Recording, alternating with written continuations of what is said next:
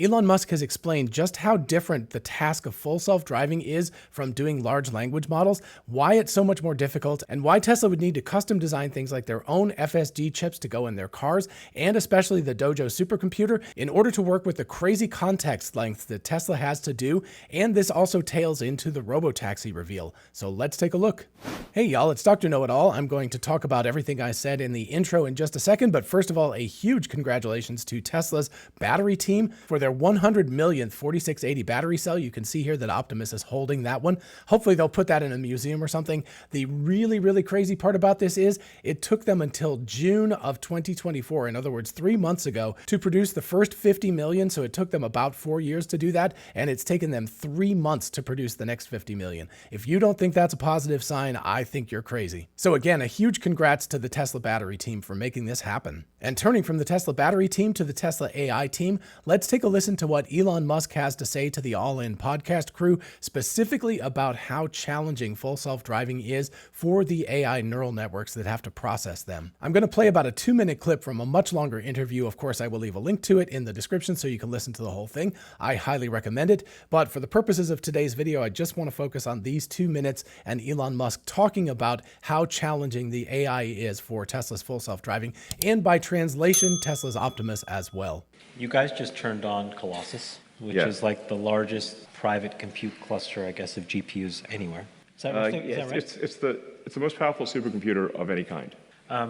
Which sort of speaks to what David said and kind of what Peter said, which is a lot of the kind of economic value so far of AI has entirely gone to NVIDIA.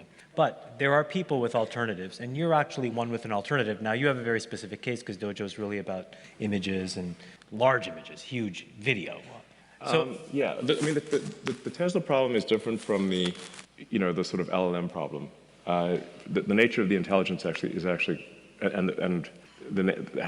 what matters in the AI is different to the point you just made, which is that in Tesla's case, the context length is very long. So we've got gigabytes of context. Gigabyte context windows, yeah. Yeah, you've got I was just bringing it up. Kind of billions of tokens of context, right. Nutty amount of context, because you've got seven cameras, and if you've got several, let's say you've got a minute of several high-def cameras, then that's gigabytes. So you need to compress. So the Tesla problem is you've got to compress a gigantic context into the pixels that actually matter, and condense that over a time. So you've got to, in both the time dimension, the space dimension, you've got to compress the pixels in space and the pixels over in time, and then have that inference done on a tiny computer, relatively speaking, a small, a few hundred watts. It's a Tesla-designed AI inference computer, which is, by the way, still the best. There isn't a better thing we could buy from suppliers. So the Tesla-designed AI inference computer that's in the cars is better than anything we could buy from any supplier. More on that in a minute, but first, with AI potentially lengthening our lifespans by decades, it's even more important than ever for us all to take care of our skin to keep it looking and feeling healthy no matter our age. The trouble is, I'm no skincare expert. That's why today's sponsor, Geology, is a great skincare partner. They have scientifically created a number of skincare solutions based on your own unique age, skin type, and other factors. You take a simple quiz, and Geology's smart algorithms determine what you need for optimal skincare. I'm care routine number 30, and it's great for my skin. And it's great that the daytime cream has built-in SPF 15 sun protection, so when I'm out and about in the lovely early fall weather, my face is protected from the Georgia sun. Geology is scientifically based, built around proven ingredients, trusted by dermatologists, and people love Geology. It's gotten over 10,000 5-star reviews and turned many a skeptic into a believer. And best yet, Geology is simple, efficient, and very effective. You take their quiz, you get their personalized skincare routine mailed directly to you, you follow their super simple instructions in the morning and at night, and you get better, younger looking skin in no time. And just for you, my viewers, Geology is offering an amazing 70% 70% off their skincare trial set. Be sure to click my link below to get this amazing deal, or feel free to check them out at Target or on Amazon. I love geology because it's powered by facts, not fads. It's a simple to use routine designed just for you and built around a handful of powerful, proven ingredients that have been trusted by dermatologists for decades. So what are you waiting for? Be sure to take the geology quiz and save 70% off your skincare trial set. And now let's get back to it. So, of course, there's a lot to unpack there, and keep in mind, particularly when he said 1 minute, because I don't think Tesla has ever given us the actual context window that they're dealing with. So my guess was 30 seconds. It sounds like they're actually dealing with 1 minute right now. We'll get back to more on this later. But first of all, let's switch over to X here. In reply to a post from Alex about a Wall Street Journal article saying that XAI would get revenue from Tesla in exchange for other things, Elon said that this is inaccurate. You can see there's community notes here, but the important part is what he says afterwards. He says, I haven't read the article, but the above is not accurate. Tesla has learned a lot from discussions with engineers at XAI that have helped accelerate achieving unsupervised full self-driving, but there's no need to license anything from XAI. The XAI models are gigantic, containing in compressed form most of human knowledge, and couldn't possibly run on the Tesla vehicle inference computer, nor would we want them to.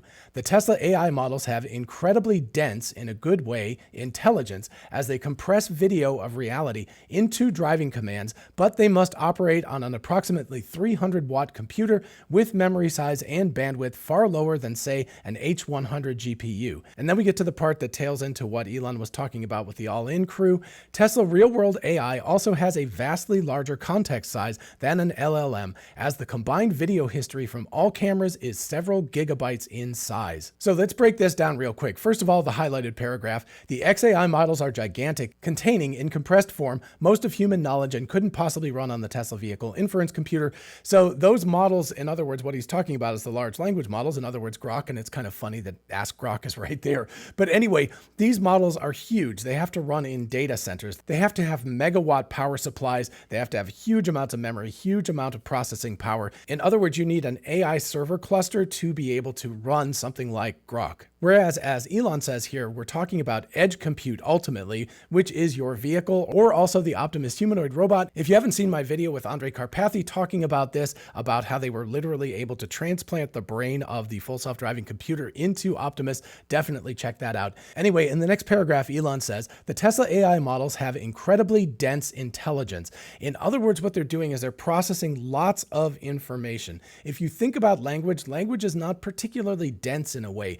It's very, very compact. It's already been densified by us humans, right? We've taken all of reality, everything that looks kind of like this, and turned it into the word mug.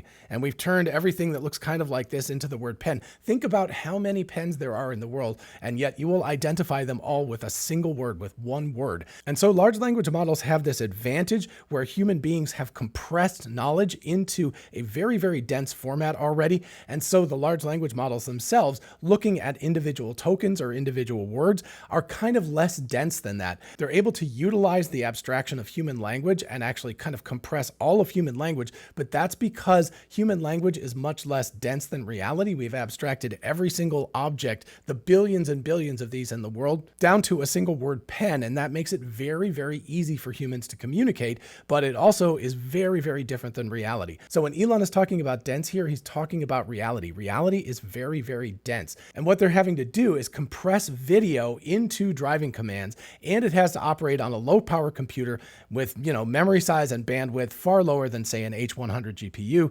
Obviously, I mean, we're talking about significantly lower. Elon did in the video talk about how amazing it is what Tesla's been able to do with their full self-driving computers. It's really pretty impressive how good Hardware 3 is, considering that it was designed in, the 20-teens, like 2016, 2017, 2018, was first installed into vehicles in 2019. So it's about 5 years old at this point, and yet it's still able to run the latest versions of full self-driving.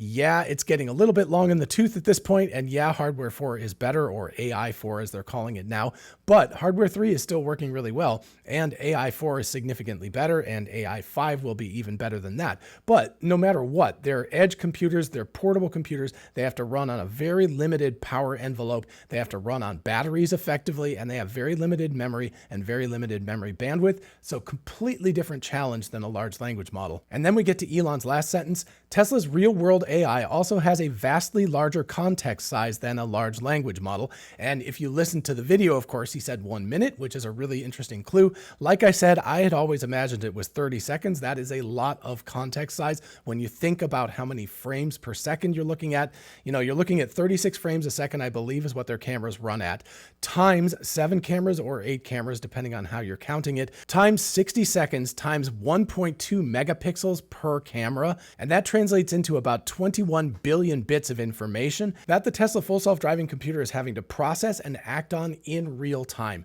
That is pretty amazing. So for hardware 3 and their cameras, that's about 2.5 gigabytes window. And for hardware 4 with the 5 megapixel cameras, you're looking at about 3 times that, or around 7 to 8 gigabytes of information that the computer is processing every fraction of a second. Those are pretty amazing numbers. And just to put this in context, I believe that a token for a large language model is 4 bits or 1/2 of a byte.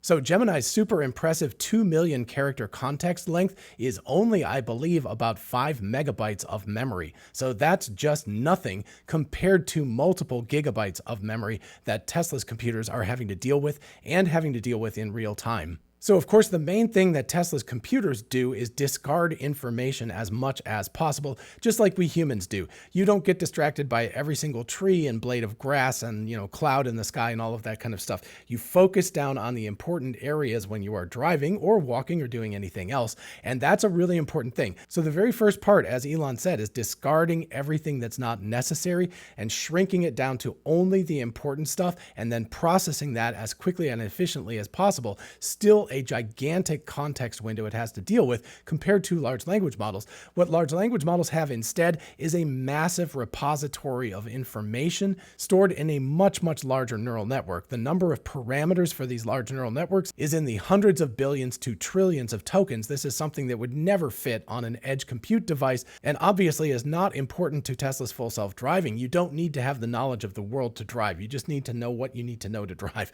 right? So you could take someone and you could, slice out the pieces of their brain so they only had the basic driving functionality and they wouldn't be able to do anything else. And that's effectively what you're doing with Tesla's full self-driving. And when people talk about inserting a full version of Grok onto Tesla's full self-driving computer, that would never fit. I mean, it just literally won't fit. And you could never process things fast enough to make it useful. So the more useful thing to do would be to have a large language model out there in the cloud. And so when you talk to your car, it gets projected out to the cloud and then the answers come back to you. Or alternatively, you have a very, very small large language model that's able to run very efficiently in the edge, which is kind of like what Apple is now doing with their AI project with iOS 18. What's happening is you've got an AI triage system. You've got first, it tries to do it on the phone itself. If it realizes it can't do it on the phone, it goes out to the cloud to Apple's secure servers. If it realizes it can't do that, it asks you and says, hey, can I check with ChatGPT, with OpenAI's ChatGPT, which has much more knowledge because it's a much bigger program.